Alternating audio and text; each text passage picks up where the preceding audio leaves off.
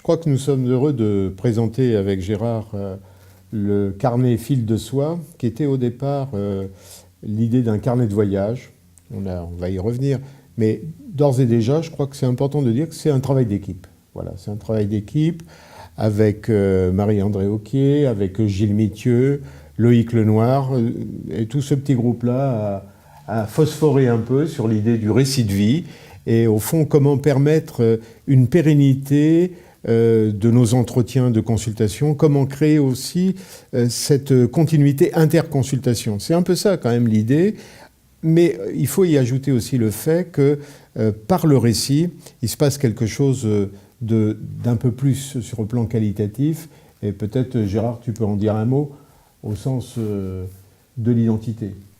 L'identité, c'est quelque chose qui se construit quand on se raconte. On est différent avec différentes personnes, on va se raconter différemment. Et il y a quelqu'un, moi, qui m'a beaucoup marqué, qui s'appelle Paul Ricoeur. Paul Ricoeur a travaillé sur ce qu'il a appelé l'identité narrative. Et en particulier, moi, je l'ai beaucoup utilisé avec les très vieilles personnes avec qui je travaille, parce qu'ils m'ont appris beaucoup de choses. Ils m'ont appris, en fait, qu'ils ne radotaient pas, mais qu'en fait, qu'ils se racontaient, et qu'en se racontant, ils se créaient une identité. Et c'est pour ça que quand Gérard m'a parlé de cette idée de ce carnet de voyage au départ et du fil de soie maintenant, je me suis complètement retrouvé là-dedans. Et ce qui nous paraissait important, justement, c'était de voir comment ces gens qui se racontaient d'une certaine manière, qui était une manière où ils étaient enfermés, en particulier dans une pathologie, on pouvait leur donner un outil qui allait leur permettre de se raconter différemment, donc de se voir différemment, donc de se vivre différemment et d'élargir leur champ de pensée.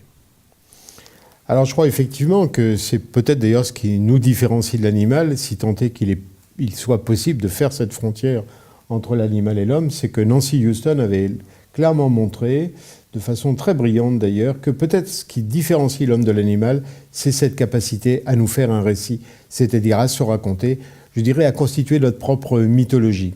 Et Boris Cyrulnik, que chacun connaît ici, disait toujours « un récit n'est pas un retour au passé, c'est une réconciliation ». Donc la question, c'est pas de faire retour au passé en effet, c'est d'aller effectivement à la recherche de cette identité profonde. Et notre identité, Gérard vient de le dire, elle est d'abord narrative. Il y a un anthropologue, qui est un anthropologue hollandais. Non, américain. Il est né à San Francisco, ce qu'on appelle un post-structuraliste, c'est-à-dire qui renonçait, qui refusait la notion de causalité, en se montrant que les causalités sont complexes et elles ne sont pas linéaires. Donc il était dans ce qu'on appelle un courant postmoderne de l'anthropologie. Et il a écrit donc « L'homme est un animal suspendu dans les toiles de signification qu'il a lui-même tissées ». Et cette phrase est intéressante parce qu'on peut lire les toiles de deux manières.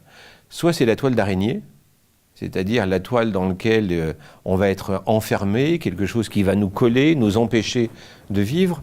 Soit au contraire, ça peut être le filet, puisque il parle de cette toile tissée, ça peut être le filet comme le filet en dessous des trapézistes. Et ce filet en dessous des trapézistes, en fait, ça va donner une liberté aux trapézistes, parce qu'ils savent que justement, dans cette trame qui est en dessous d'eux, si jamais ils s'effondrent, si jamais ils tombent, ils vont pouvoir rebondir dans cette trame et ils vont pouvoir continuer leur existence et peut-être recommencer d'autres manières de faire d'autres vécures dans la vie. Donc ce qui est intéressant, c'est qu'on est toujours dans ces deux dimensions. Soit ça enferme, soit ça ouvre, et là on est dans quelque chose où on va travailler sur l'ouverture. Et j'ai eu il y a quelques années donc un patient là, qui s'appelle Alain.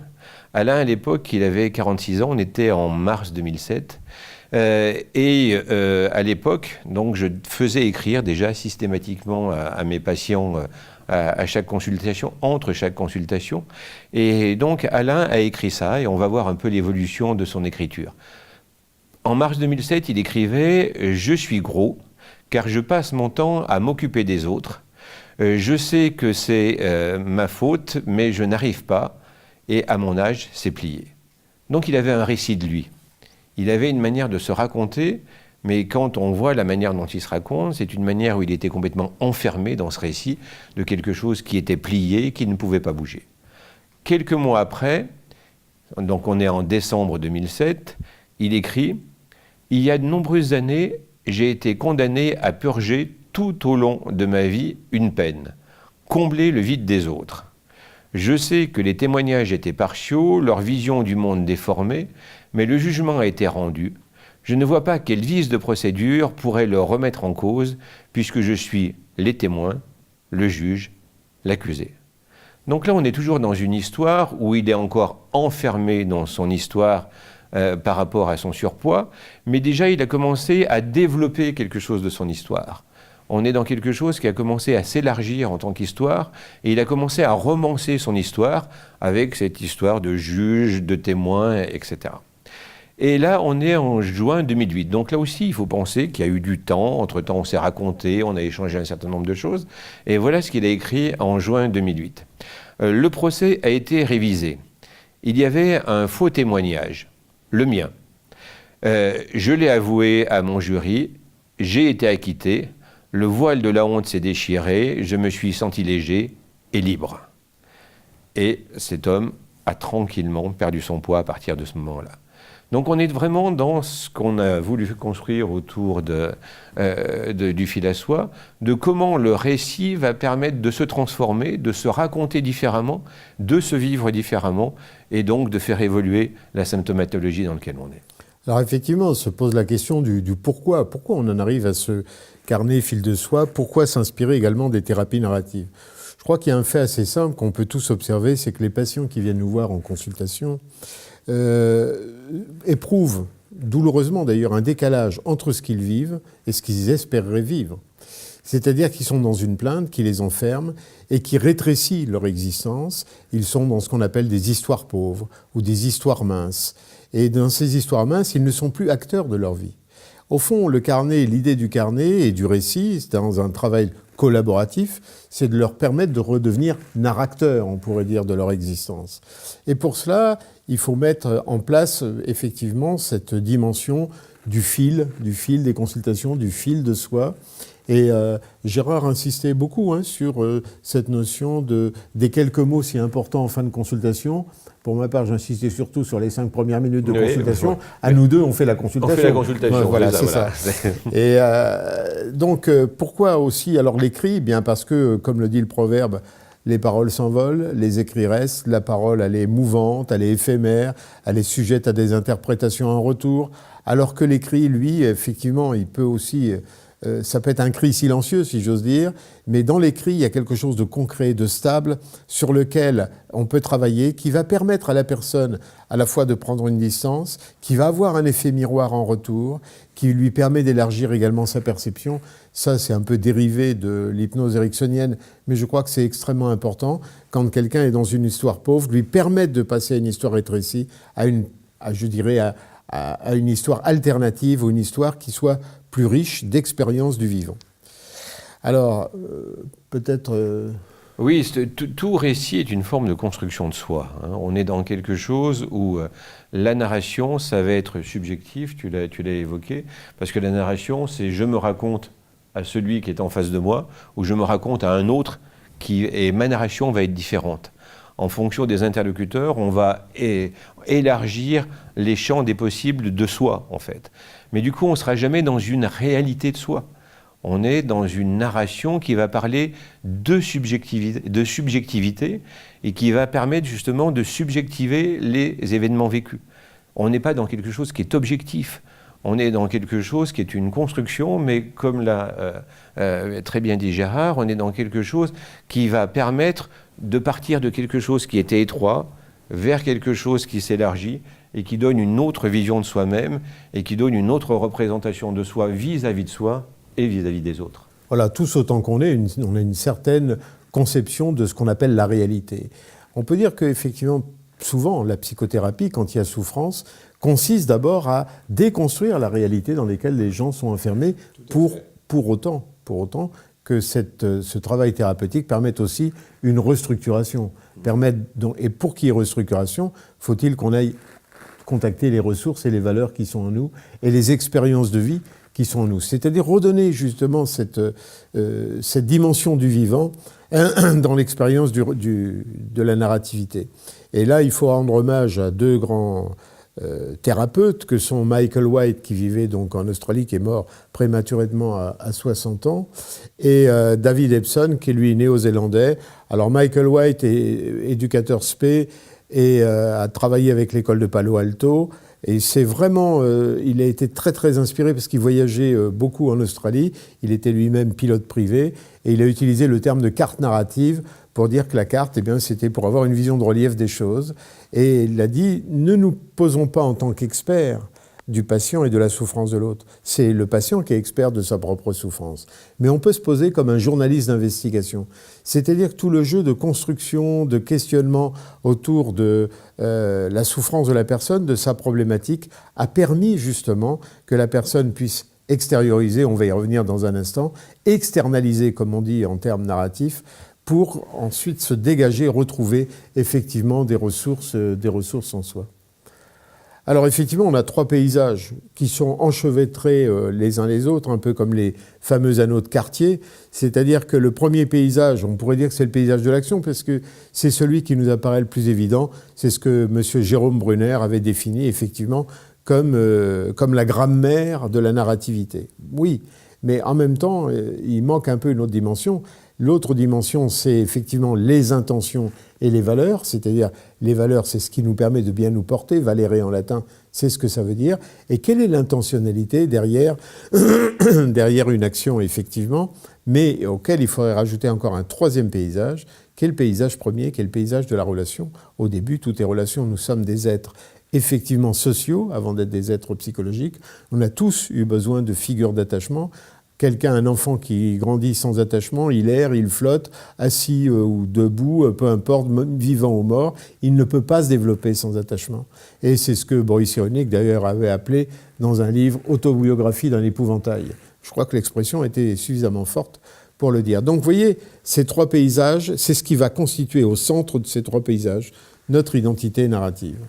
Alors, après le pourquoi, Gérard, pour qui et par qui surtout ?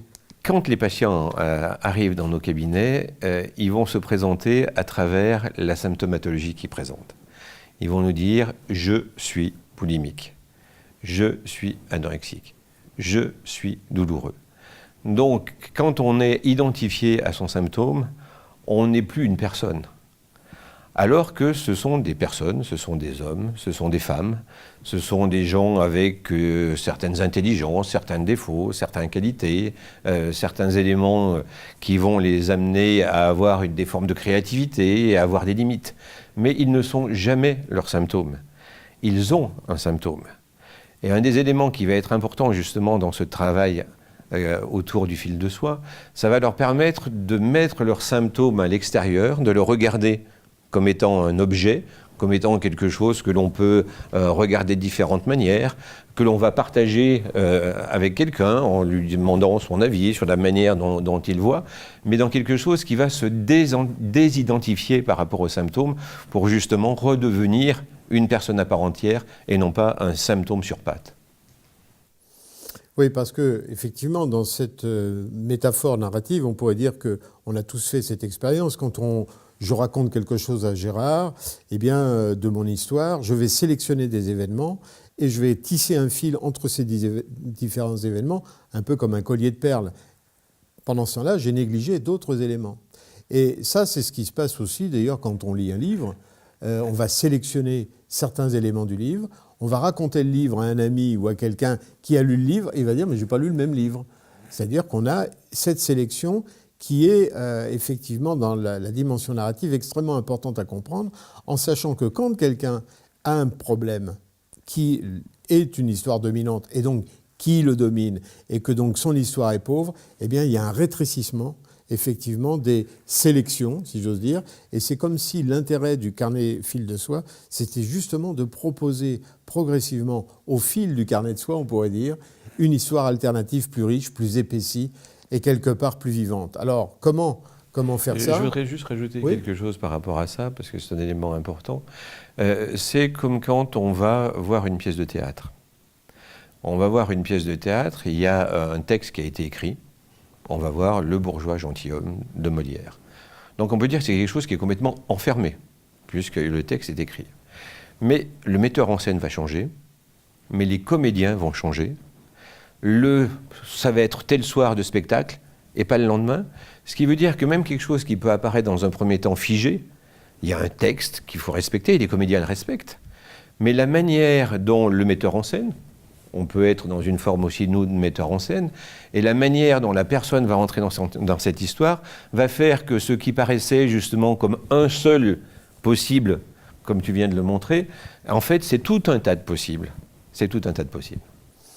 Et justement, là, dans le carnet fil de soie, on a essayé de l'adapter pour faire en sorte qu'il se soit une sorte de métaphore de la promenade. C'est-à-dire qu'il n'y a pas une espèce d'ordre qui serait effectivement un peu enfermant en disant qu'il faut faire étape 1, étape 2, étape 3.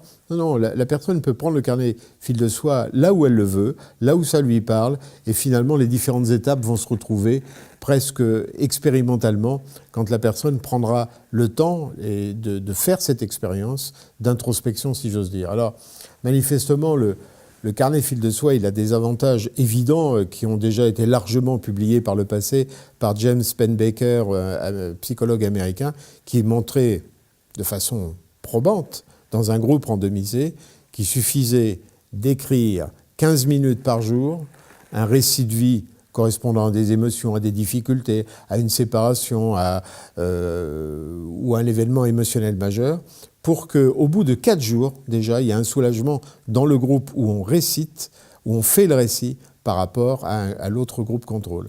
Donc pourquoi ? Parce qu'il y a un relâchement d'énergie, ça sert d'exutoire, ça sert de soupape émotionnelle, parce qu'en même temps on prend de la distance par rapport à ça, et surtout il y a un effet miroir de la production de l'écrit ou du dessin ou du collage, peu importe, là il y a une liberté dans les styles tout à fait possible, et ce qui permet effectivement aussi, presque là au sens de l'hypnose ericksonienne, d'élargir sa perception là où elle était rétrécie dans l'identification au problème, ce qu'a très bien dit Gérard, je suis alcoolique, je suis boulimique, ben non, vous souffrez peut-être de boulimie, vous souffrez peut-être d'un problème d'alcool, mais qui vous êtes, je n'en sais rien.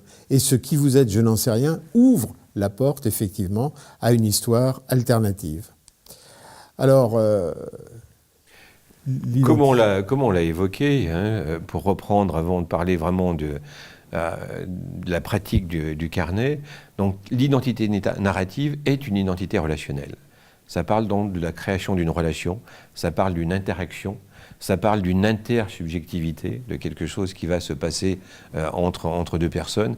Ça va parler d'une médiation, puisque ça va passer par un écrit de quelque chose qui va être partagé, qui va être travaillé ensemble, et avec ces éléments extrêmement importants. Le problème est le problème, la personne est la personne, et la personne n'est jamais le problème. Donc tout le travail qu'on va faire pour le fil de soie, autour du fil de soie, c'est de permettre aux gens justement de ne plus être le problème, mais d'être une personne qui a un problème. Et en sachant que ce problème, ce n'est pas une volonté d'avoir un problème. Tous les gens qu'on voit en consultation, ils sont contraints par ce problème, ils se sentent enfermés par ce problème. Ils ont souvent essayé de trouver des solutions avant de venir nous voir. Ils ont bricolé des choses, des fois qui ont été plus des contraintes, mais en tout cas, il n'y a pas une volonté de vouloir à tout prix être dans un problème.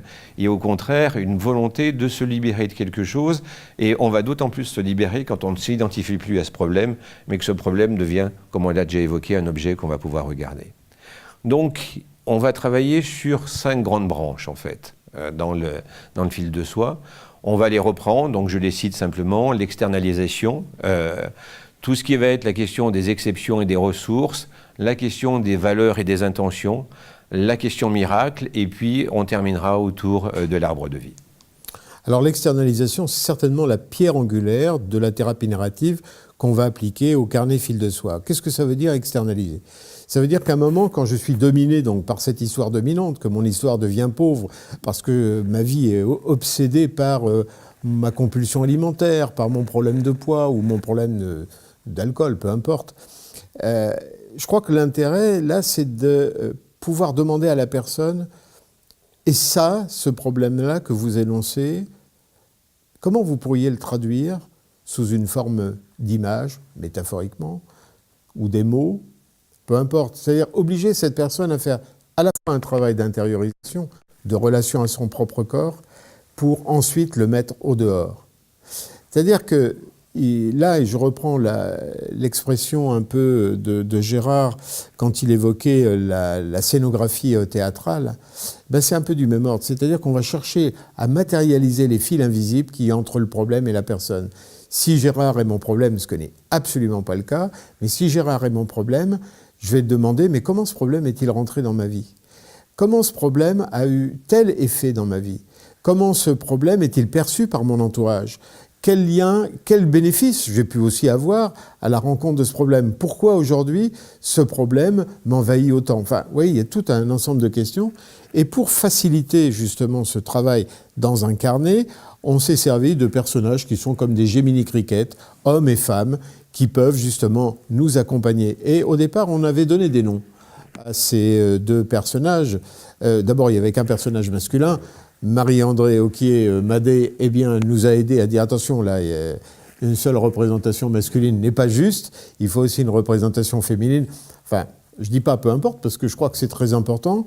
Et dans cette conscience-là, on a travaillé à faire en sorte que cette externalisation puisse aboutir à la nomination.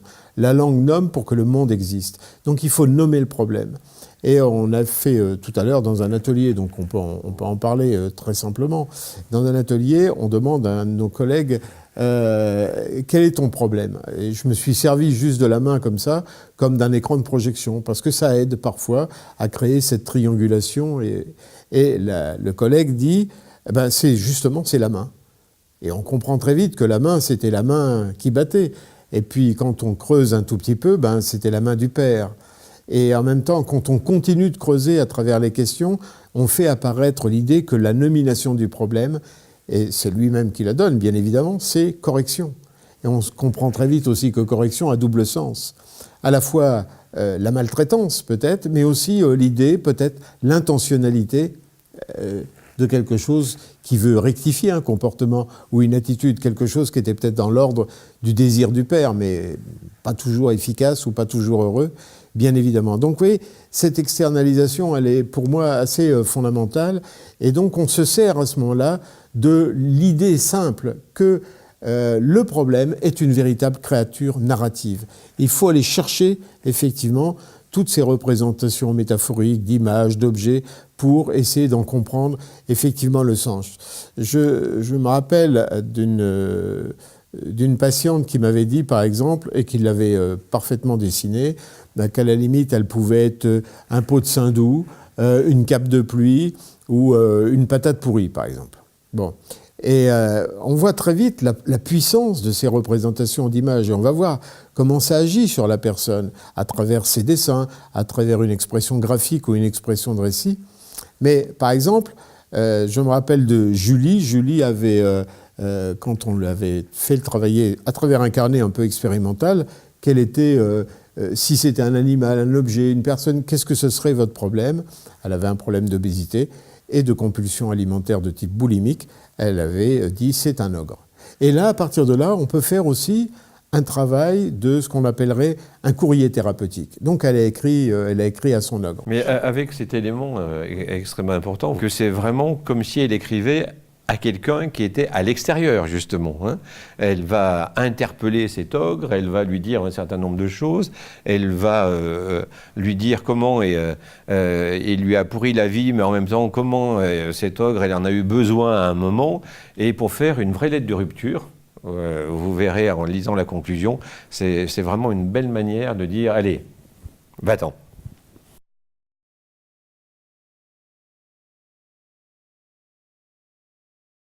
C'est un peu d'ailleurs ce qui existait, ça me fait penser à ça maintenant, qui existait il y a quelques années avec des collègues où on travaillait dans le champ de l'alcoolisme. On disait qu'on divorce de l'alcool. Ah oui. Et je crois que c'est une belle expression de dire on va divorcer de l'alcool. Et là, c'était une lettre de rupture. Et là, c'est une lettre de rupture. Et en même temps, il faut remercier l'alcool en même temps parce qu'il nous a permis peut-être de tenir pendant des années. Donc, c'est jamais comme ça, ou tout noir, ou tout blanc, bien évidemment. La personnification du problème, son externalisation, va être extrêmement importante pour comprendre davantage tous les fils invisibles. Alors, chacun va avoir son style. Dans les expressions des carnets déjà existants et un peu expérimentaux, ça peut être des calligrammes, ça peut être des colonnes, ça peut être des cercles, ça peut être uniquement des images, des représentations, et qui sont généralement d'ailleurs assez riches, ou en même temps d'ailleurs des collages. Tout est libre là-dessus, c'est-à-dire que nous, il n'y a pas de consigne particulière, la personne va exprimer sa problématique à sa manière. Et ce qu'on va rechercher, c'est aussi les exceptions. Avec un élément, avant que je parle des exceptions, c'est que, vous verrez, on n'a volontairement pas numéroté les pages. Pourquoi on n'a pas numéroté les pages? Parce que justement, il n'y a pas d'ordre. Il n'y a pas de bonne manière de l'aborder. On peut l'ouvrir où on veut, on peut revenir en arrière, on peut en faire ce que l'on veut, parce que chacun va se l'approprier à un moment donné par rapport à ce qu'il ressent comme le plus juste dans ce qu'il est en train de vivre, et pour lui laisser justement cette liberté. On est dans l'idée qu'il faut ouvrir le champ. Donc donner un numéro, donner un ordre, c'était au contraire refermer le champ. Donc c'est pour ça que volontairement, il n'y a pas de numérotation. Alors sur les exceptions, c'est que jamais une personne, par exemple, qui a un problème d'alcool, de boulimie ou autre chose, vit tout le temps ça, ou même de douleur d'ailleurs. Hein. Il y a toujours des moments où quelque chose fait exception. Et que ça soit une petite ou une grosse exception, peu importe. D'ailleurs, à la limite, ce qui nous intéresse plus, c'est presque les petites exceptions, les micro-changements, les petites choses qui arrivent, parce que là, quand une personne vit une petite exception comme ça veut dire qu'elle est en contact avec des ressources personnelles. Et c'est ça, notre travail dans la collaboration, c'est d'observer, comme dit Milton Erickson, à juste titre, pour que la personne, effectivement, pointe la réalité de ces exceptions. Ces petites miettes. Le bonheur est un festin de miettes. Donc ce qui va nous intéresser, c'est justement d'aller chercher ces miettes, d'aller trouver la recette qui va permettre justement de les agglomérer ensemble pour faire que ces petites exceptions, qui sont ces petites miettes, vont permettre de construire quelque chose de différent. Et tout à l'heure, dans l'atelier, j'évoquais, parce que ça tombe pile, si j'ose dire, donc moi je suis lyonnais, et actuellement à Lyon, il y a une exposition qui s'appelle Les Jours sans. Donc c'est une exposition au musée de la Résistance et de la Déportation, et qui parle de comment les gens se nourrissaient pendant la Deuxième Guerre mondiale. C'était le jour sans pain, le jour sans viande, le jour... voilà, toute la question du rationnement. Et il y a dans une vitrine, il y a tout un tas de livres de recettes avec rien. Et donc, il y a un livre de recettes où c'est faire un repas avec des miettes. Et c'est ce qui était extrêmement intéressant, c'est que là, les gens étaient dans une contrainte, ils étaient dans quelque chose où ils n'avaient pas le choix parce qu'ils n'avaient rien à manger, si ce n'est justement tout garder et récupérer ces miettes. Mais comment ces miettes qui pouvaient apparaître comme quelque chose d'anodin, de banal, leur permettaient au contraire d'être dans une créativité, puisqu'ils en faisaient même des carnets de recettes qui leur permettaient justement... En plus, ce qui est assez intéressant, c'est comment quelque chose qui est négatif, moi je le transforme en une créativité, puisque j'en fais quelque chose qui va ne pas exister dans un autre contexte. Donc là, pour moi aussi, on est, comme on l'avait évoqué, dans quelque chose qui parle de cette exception et qui renvoie aussi à la dimension créative de chacun. Et puis, bien sûr, on a un certain nombre de valeurs dans la vie. Je ne vais pas vous demander de me répondre, puisque vous êtes derrière un écran, mais vous savez, on a tous cette idée ou cette question qui est pas facile à laquelle il n'est pas facile de répondre. Quel est le livre que j'emmènerais si j'étais sur une île déserte? Quel serait le seul livre que j'emmènerais? Et pourquoi pour moi c'est important cette idée? Parce que c'est qu'est-ce qui est important? Pourquoi je vais emporter ce livre-là? Si je veux emporter ce livre-là, c'est qu'il a un sens extrêmement important pour moi. C'est qu'il va me dire quelque chose, c'est qu'il va, peut-être dans cet endroit où je vais être seul, me permettre de continuer à me construire en tant qu'individu. Donc c'est pour ça qu'on a tous aussi un certain nombre de valeurs dans la vie, qui n'est pas si facile de repérer. On a, vous le verrez, sur le carnet, donné un certain nombre d'exemples de valeurs.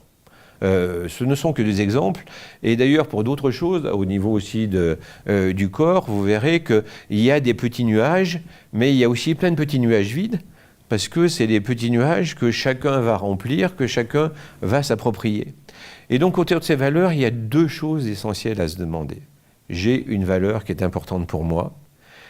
qu'est-ce que je fais pour être en accord avec cette valeur? Ça, on se dit, ah oui, c'est simple, c'est logique, etc. Mais il y a une autre question qui est extrêmement aussi importante, qui est même pour nous, je dirais, plus importante, c'est qu'est-ce qui fait que je vais à l'encontre de cette valeur? Qu'est-ce que je fais qui m'empêche d'être dans cette valeur qui est aussi importante pour moi? Et c'est ce qu'est-ce qui m'empêche qui va être aussi une réflexion importante, parce que c'est à partir de là que je vais pouvoir mettre en place un certain nombre de choses pour aller au plus proche de mes valeurs, donc au plus proche de la manière dont je me représente, donc la manière dont je me dis que je suis. Et autour de ces valeurs, il y a une autre dimension, tu l'as évoquée tout à l'heure, qui est l'intentionnalité, mais je te laisse en reparler là aussi. Oui, c'est ça. Là, comme je disais tout à l'heure, si l'intentionnalité est repérée négativement, les dégâts psychologiques vont être effectivement beaucoup plus importants.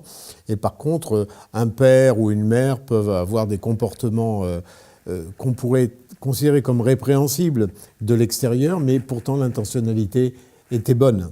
Et c'est ça, je crois, qu'il faut comprendre. C'est quelle est l'intention.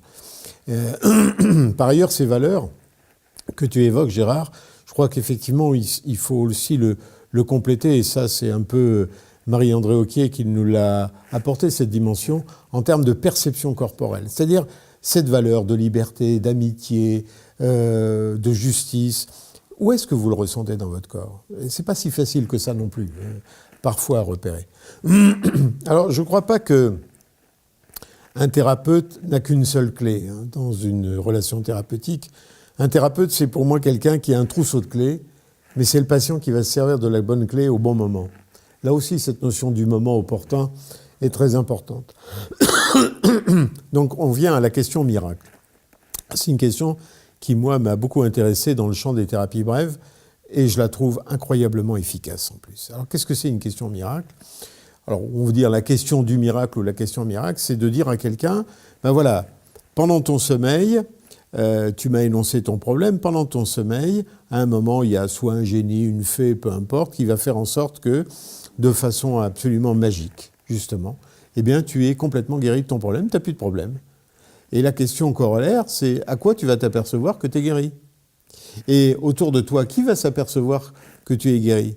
Et c'est là où on voit si les gens répondent de façon cognitive ou au contraire de façon plus incarnée avec le corps. Et ensuite, on fait dérouler cette question miracle qui apparaît dans le carnet fil de soie et qui a réellement une efficacité thérapeutique pour une bonne raison, c'est que les gens arrivent à se projeter dans un futur où effectivement le problème a disparu d'une certaine façon. Voilà, donc ça c'est très important. Et puis, ce qui pourrait être le couronnement un peu du carnet fil de soie, c'est l'arbre de vie. Parce qu'on est tous confrontés à notre arbre de vie, si j'ose dire. Il y a bien sûr l'arbre généalogique, mais là, il ne s'agit pas tant de l'arbre généalogique que davantage quel est notre enracinement, quel est notre sol, le terrain, la symbiose du départ que nous avions avec la matrice de notre mère ou la symbiose que nous avons aujourd'hui avec notre environnement. Quelles sont nos compétences que représenterait le tronc de l'arbre, les branches principales que représenteraient nos actions, les amis, la famille, tout un environnement également, jusqu'aux feuilles et aux fruits de l'arbre qui viendront, je dirais, récompenser. Donc cette notion d'arbre de vie, d'abord, je pense que tu as la même expérience que moi, mais les gens hésitent très peu à faire ce dessin de l'arbre de vie parce que ça parle à tout le monde. Et peut-être que quand on était gamin déjà, on aimait dessiner des arbres et ces arbres représentent quelque chose effectivement du monde du vivant. Alors, là aussi, on va avoir différentes expressions et encore une fois, c'est pas parce qu'on dit, on donne une indication qu'au niveau du tronc, eh bien, ça doit être les compétences. On s'aperçoit finalement qu'au fil d'évolution du carnet de soie, les gens modifient un peu ça, il y a une liberté, et je crois que cette liberté, elle est totalement à respecter et respectable. Ce qui compte, et on l'a dit tout au long là, c'est comment tisser une histoire alternative où les gens se retrouvent effectivement acteurs de leur vie. Mais sans oublier quand même qu'on fait tous partie d'un système. On fait partie d'un système, on est dans un environnement. Donc, quand il se passe quelque chose, ça va être aussi les ressources que l'on va trouver autour de soi. On a tous l'impression qu'on est dans une sorte de cadre qui est complètement figé, avec des pièces de puzzle qu'on ne va pas pouvoir déplacer. Et en fait, la réalité de la vie, c'est complètement différent. C'est ces pièces qui vont perturber quelque chose. Il va se passer un événement. On se dit, mais avec cet événement, mon cadre de vie, il est déjà bien cerné. Je ne vais plus pouvoir faire quelque chose. Eh ben non, au contraire. C'est parce que justement, on a des amis, on a de la famille, on a des rencontres. Il y a des moments particuliers qui va faire que petit à petit, on va pouvoir réorienter différemment son existence et de faire que quelque chose qui était une perturbation va devenir va devenir différemment un élément de construction de sa vie et de développement de son existence. Et là, je trouve qu'on est vraiment dans cette double dimension qui, d'ailleurs, c'est vrai qu'on l'a peu évoqué, mais qui parle aussi d'une forme de résilience. C'est comment ce problème qui était quelque chose d'envahissant, qui était quelque chose de destructeur, on a pu le remettre à l'extérieur, on a pu avec d'autres le transformer, et comment il va devenir quelque chose qui va enrichir ce que je suis, parce qu'à travers ce que j'ai fait autour de ce problème, j'ai pu me découvrir moi-même, et j'ai pu découvrir un certain nombre de choses de moi que peut-être ce problème ne m'aurait pas permis de découvrir. Je crois qu'on pourrait conclure là-dessus en disant que voyager, c'est effectivement aller de soi à soi, en passant par les autres, tant il est vrai que tout ce qui est à l'arrière-plan, je dirais, du carnet fil de soi, c'est d'abord un travail collaboratif. C'est présupposer que nous ne sommes pas les experts de la souffrance de l'autre, que nous sommes effectivement plus comme des journalistes d'investigation, enfin, permettant au moins à l'autre de se révéler. Vous savez, Gaston Bachelard, un grand philosophe, disait « Le moi se révèle par la grâce d'un toi ». C'est-à-dire qu'il faut vraiment ce travail collaboratif. Et puis avec cette dimension sur laquelle on était très sensible et on ne peut que remercier ceux qui l'ont réalisé concrètement, c'est qu'on a voulu que ça soit quelque chose de joli, quelque chose de beau, quelque chose qui parle de plaisir. C'est pas un carnet de devoirs à remplir, c'est au contraire quelque chose où on va s'amuser avec, où on va jouer avec, et où on va pouvoir justement dans ce jeu partager ce que l'on a fait en disant là j'ai essayé de faire un collage, là j'ai essayé de faire un gribouillage, là j'ai fait quelque chose, et qui va de nouveau, comme tu l'évoques très bien, et autour de cette diapositive, nous permettre de voyager en nous-mêmes, mais de voyager avec un autre qui va nous accompagner et, comme on vient de le dire, de se reconstruire différemment.